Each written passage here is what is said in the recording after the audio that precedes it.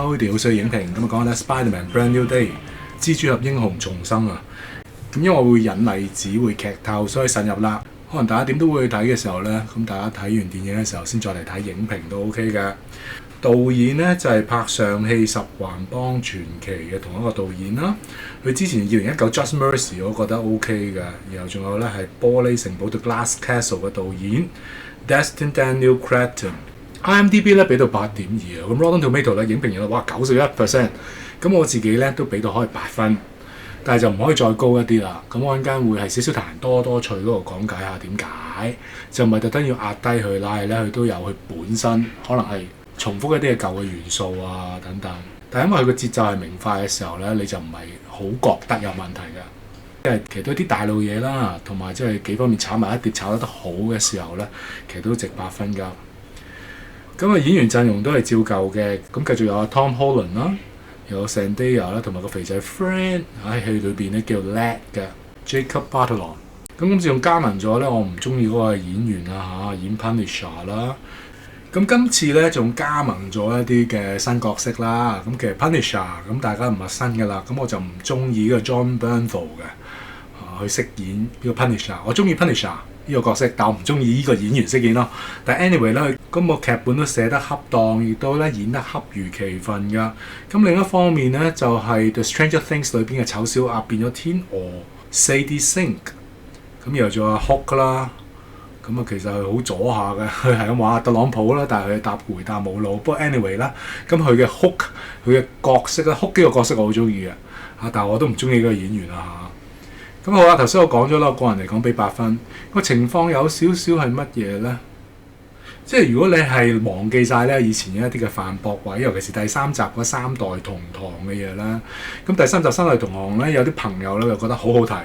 咁我自己就覺得唔係咁好睇，我俾到7分左右啫。點解呢？因為最主要我時都記得個飯博位，尤其是我唔中意呢，就係你賴屎賴到成地都係自己抹翻啊！咁咪第3集啊 Spider-Man 呢，咁佢就無端端就大外交上腦嚇，咁你好多唔同嘅平衡宇宙嚟嘅綠魔啊、Octodog 啊、八爪魚博士啊等等呢，你嚟咗你嘅世界又唔即刻 send 走佢哋喎。咁我大外交上身，咁啊然後再同阿 Doctor Strange 作對，然後就韞住咗阿 Doctor Strange 喺異空間啦。咁啊再戇居啲係咩咧？帶晒成班癲佬去揾阿 Auntie May 啊嘛。咁你最後累死咗 Auntie May 係你自己咎由自取嘅喎，所以我就好唔中意咧呢一個嘅設定㗎。咁最後又係啦，咁你叫全世界忘記咗自己，咁其實不如叫全世界忘記 Peter Parker 咪 OK 咯。或者忘記 Peter Parker 係 Spider-Man 咪得咯，就唔需要忘記晒一切噶嘛。但係因為忘記晒一切咧，咁你依家第4集嘅時候 Brand New Day 咧先可以重新一個咁小 reboot 咯，我當係。咁所以如果你撇除晒過去一切反駁嘅嘢啦，咁呢一集可以更加高分都未定嘅。有啲覺得哇好好睇啊，最好嘅一集啊，又乜又乜啊。咁我都覺得係好過第3集嘅。咁只不過你都係建基喺第3集嘅反駁，你先至可以引申到第4集咧。所以我點都係寫俾到佢8分最盡，就咁解。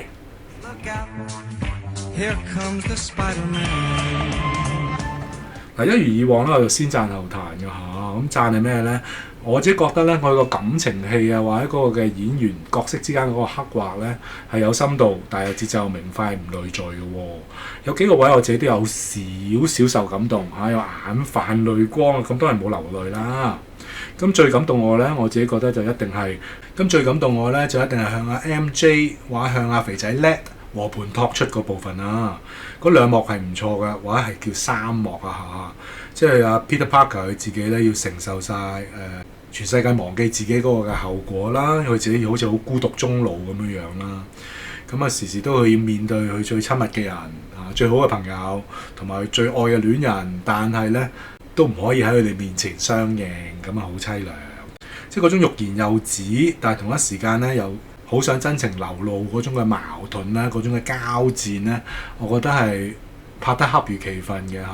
所以我自己覺得咧 Peter Parker 係個內心戲嘅嗰個內心交戰咧係最好睇嘅，又或者咧想同佢哋和盤托出嗰個都係最好睇嘅。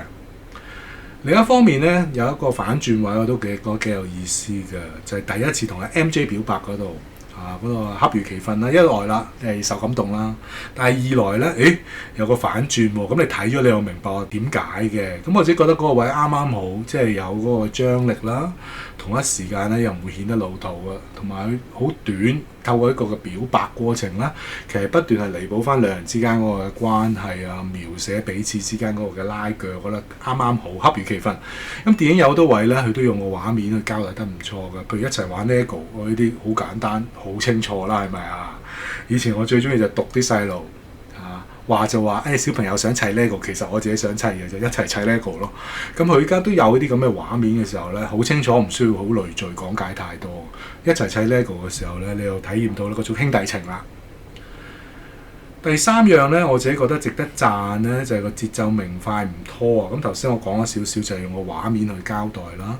即係除咗話砌 LEGO 咧，又或者今次用咗 Punisher 嘅時候，有一個好強烈嘅對比。Punisher 又或者孤獨一人一個 lone wolf 咁樣樣，同一時間 Spider-Man 都係嘅。但係你兩個 lone wolf 走埋一齊咧，其實係唔同 style，亦都唔同原因嘅喎。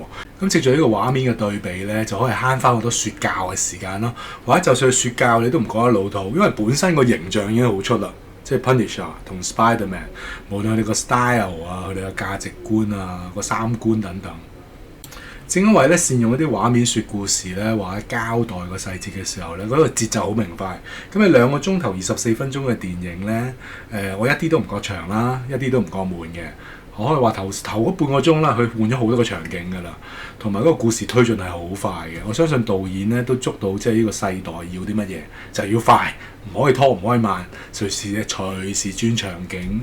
咁啊，呢個係一個優點嚟嘅。唯一我覺得2個位係拖少少咧，就係 Peter Parker 同阿 Zendaya 演嘅 Mary Jane 嗰度有一個較長嘅對話啦。想係可能係一啲閒話家常或者普通朋友式嘅對話，嗰度我覺得拉長咗少少。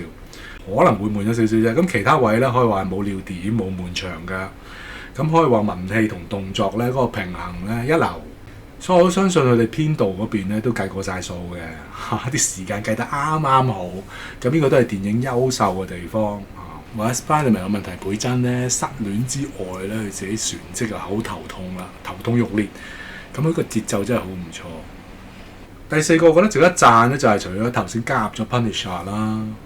咁亦都加入咗咧阿 Hulk 嘅，咁本身咧阿 Hulk 咧我係最中意嘅一個 Marvel Hero 嚟嘅，即係由細到大，我就係睇電視劇嘅 Hulk 先嘅，因為嗰時老豆玩健身嘅咩，其實推崇就係電視元祖嗰個 Hulk 噶啦，又最大力又成啦。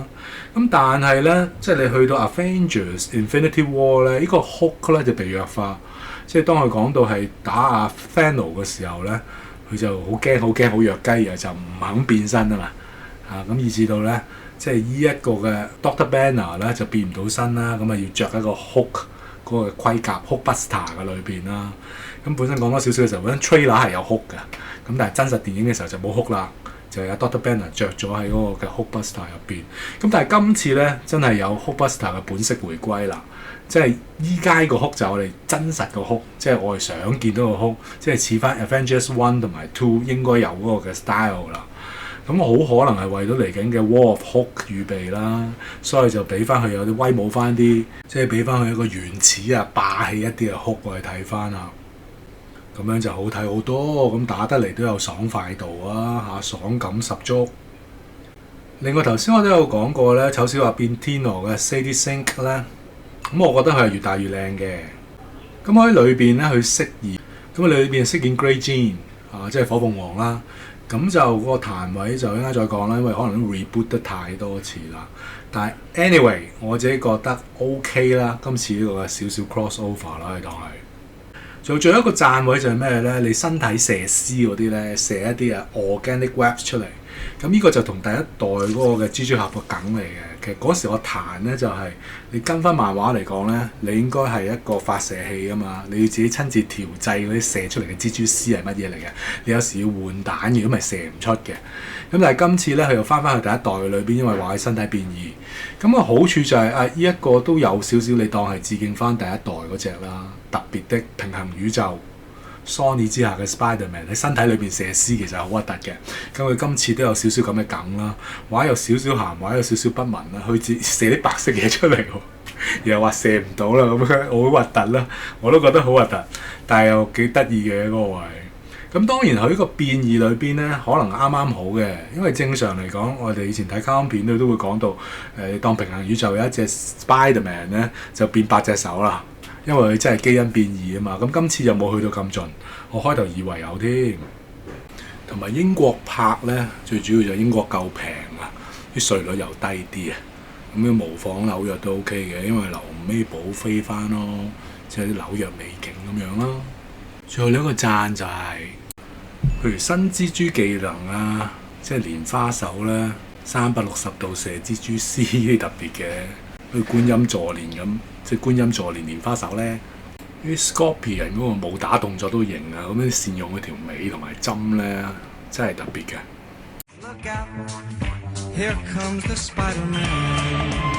咁好啦，嚟緊咧就係到一個少少彈多多趣啊！咁點解我會係扣嗰2分同埋咁 solid 咁扣咧？咁我頭先都講咗咧，即係歷史遺留落嚟個問題啊，就係自己賴屎賴到成地都係自己抹嗰個啦。頭先我講解咗啦，我就好唔中意嘅，因為頭先我已經講咗嘅時候咧，我就唔再特別再交代咁詳細。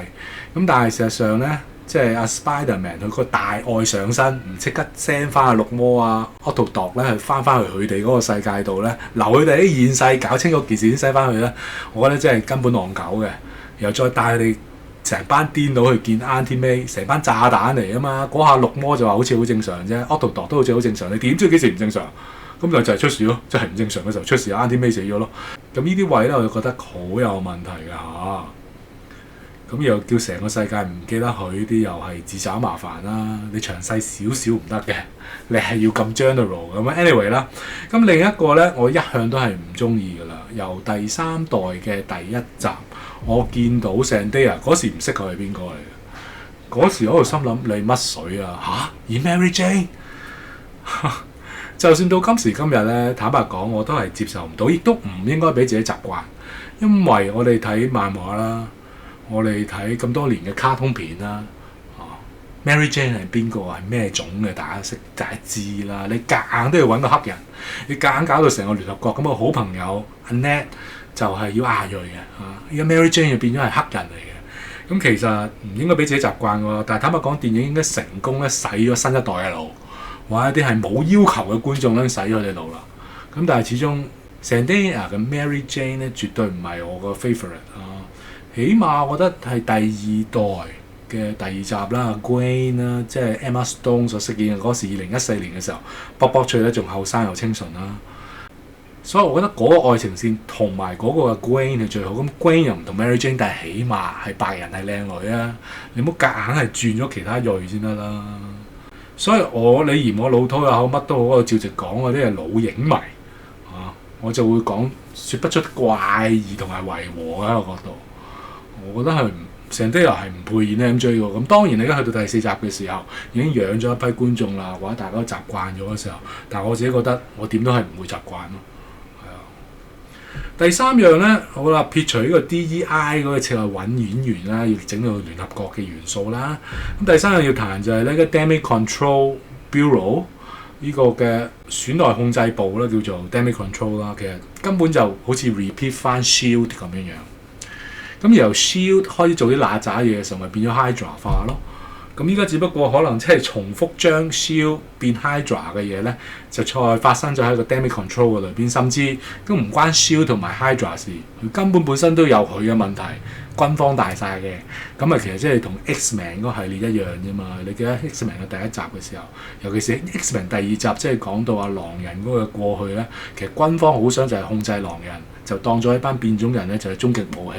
最好你班變種人鬼打鬼就最好啦嚇、用變種人嘅能力控制變種人，或者用變種人嘅能力咧造福世界。其實兩樣嘢一樣嘅，只不過依家電影係用咗 X-Men 嘅系列，不嬲嗰個故事線嗰條大橋咧，用翻落嚟 Spider-Man 嗰度啫。所以點解我會覺得咧個新意或者創意嗰度會扣啲分就咁解。另一個彈位係咧，嗰個嘅 The Hand， 我哋中文譯做手合會啦，即係一班日本忍者咧，除咗好快俾 Spider-Man 打敗之外，你都咁好快俾個 Damage Control 咧就收編咗、收攬咗。我諗到好似2戰咁嘅時候咧，就算你有一班納粹科學家咧係投降美國，然後就所有科技啊、技術啊、文件啊過晒去美國度都好咧，咁係秘密進行噶嘛，係隱密進行噶嘛，你哋就唔喺陽光之下仲喺度着住啲忍者衫走出嚟咁樣咧，我覺得呢個位有啲誇，同埋咧就太快揭露咗咧，其實呢個 Damage Control Bureau 或者 Department 就有問題咯，太快啦，太快開估啦呢個位，所以有啲師兄都覺得其實個故事都係大路嘢啦。咁呢個就係咪大路嘢咯？安全，但係咧就冇話一啲奇峰突出嘅故事，或者一個特別嘅編寫就冇嘅。第四樣要談就係咧，當佢引入呢個 Sadie Sink 做呢個 Jean Grey 咧，我不其然都想即係火鳳凰都 reboot 咗太多次啦。咁如果我真係用翻當第一代嘅火鳳凰，咁之後佢又再 repeat 到 X-Men 某一啲嘅部分就係火鳳凰重生咁樣啦。咁我有第二個火鳳凰，咁呢個咧應該都叫做第三個火鳳凰啦。咁即係都 reboot 得太多。佢好似係 Jean Grey 出超必咧，將身邊所有人定格晒呢啲咧。咁以前都出過啦，尤其是 X-Men Movie Series 都做過咯。依家即係再一次咧，將 X-Men 嘅 series 咧重演翻喺 Spider-Man 裏邊。咁同埋佢裏邊有好有壞嘅，你當係同阿 Spider-Man 有一個化學作用，或者有互動，或者有曖昧嘅關係都好啦。咁我 double check 翻漫畫嚟講咧，1972年 Marvel Team Up 裏邊咧 Spider-Man 咧係要鬥呢個 Morbius 嘅。咁喺裏邊咧佢就偷偷地錫咗阿 Jean Grey 一下。咁呢個係純粹偷玩啫，係冇任何嘅含義嘅。咁佢繼續咧都係保持一個朋友嘅關係咯。咁除非係去到平行宇宙 Earth X 喺第10個地球裏邊咧 ，Peter Parker 真係同阿 Jean Grey 結婚，即係當阿 Mary Jane 死咗嘅時候就同阿 Jean Grey 結婚。但係呢個 Jean Grey 咧係冇異能嘅。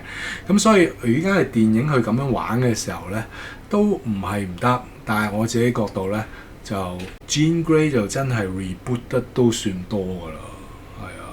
同埋電影開頭咧，我覺得個 Jean Grey 嘅能力咁弱嘅，咁但係之後都解得通，咁就算啦。即係又加分又扣分咁樣 reborn 得太多，就依家又斷新嘅 crossover 咁算，又加分又減分，又加分又減分。所以點解有時候我扣咗2分就咁解咁啊？同埋你又用火鳳凰嘅時候，喂 X-Men 系列佢自己都玩過啦，你而家再玩，我又覺得啲新意係欠奉咁解咯。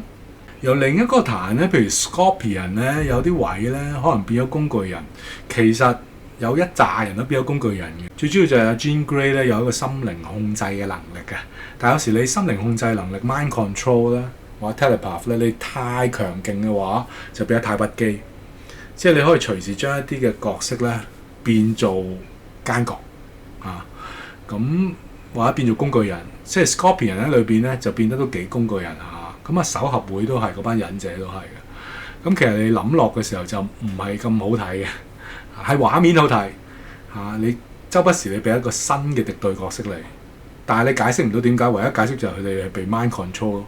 咁呢個真係一個萬能 key 嚟嘅，可能係金手指嚟㗎。咁 Scorpion 咧本身咧，我 check 翻咧，佢本身有異能嘅，佢都有 superhuman powers 嘅，大力異於常人，但係佢都有着甲嘅。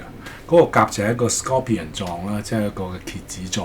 咁但係今次電影都冇乜再交代佢詳細嘅能力啦，就話佢着甲就同阿 Spider-Man 可以打到平手咁計咯。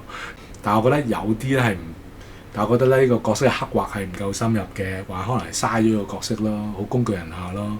咁你守合會嗰班忍者係打得好睇，咁啊動作係好睇啊，畫面係亮麗，係有新突破。你邊有可能你個對打係360度㗎 4D 嘅？你唔係只係打地面啊嘛，你 Spider-Man 係周圍走㗎嘛。咁電影都完全表達到呢個層次嘅，你忍者冇一個好特殊技能㗎嘛。咁但係點樣飛天遁地咧？佢裏邊有個幾好嘅表達嘅，可能人踩人咁樣踩上去，可以飛上去咁樣。咁我覺得呢個表達唔錯。我覺得武打或者動作場面咧，電影嚟講真係有新嘅突破，我都欣賞呢個地方。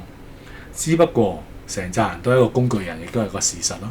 所以總結嚟講啊，即係 Spider-Man 咧 Brand New Day 咧，或者蜘蛛俠英雄重生嚟講咧，即係你論著情懷，你點都會入去睇嘅。咁事實上咧，佢嗰個嘅個人成長啊，或者個角色嗰個嘅內心掙扎咧，其實描寫得唔錯嘅。咁我頭先講咗有2幕，我自己覺得哇，都有嗰下感動，都 OK 㗎。而動作咧亦都有佢嗰個嘅創新嘅元素啦。咁又有加啲新嘅角色，有新嘅互動等等啦。阿 Hulk 又即係還原翻 Hulk 嘅本色啦。只不過咧，佢始終都係有可能第3集建基於佢原來嗰個嘅反駁嘅時候咧，我點都會扣少少分就咁解啫。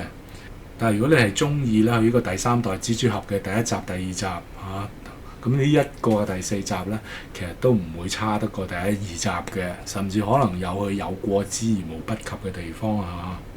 講到尾呢，如果你最後你想係選擇邊一個係最佳嘅 Spider-Man 同埋 Mary Jane 或者 Spider-Man 同埋 Gwen 呢個銀幕情侶呢，你俾我揀，我會揀即係 Amazing Spider-Man， 即係第2代啊，嗰個男女係最好噶啦，最好睇噶嘛。咁你第1代嗰個嘅 Mary Jane 都唔係靚，我就覺得都係爭啲啊，不過都叫白種人咯。咁你到第3代嘅時候呢 Zendaya 都冇諗過咁好命水，咁多戲揾佢，之後有 June 啊，大把戲拍，呢啲命嚟嘅。如果你歡迎上我分享咧，請 like、share、subscribe， 多謝各位，拜拜。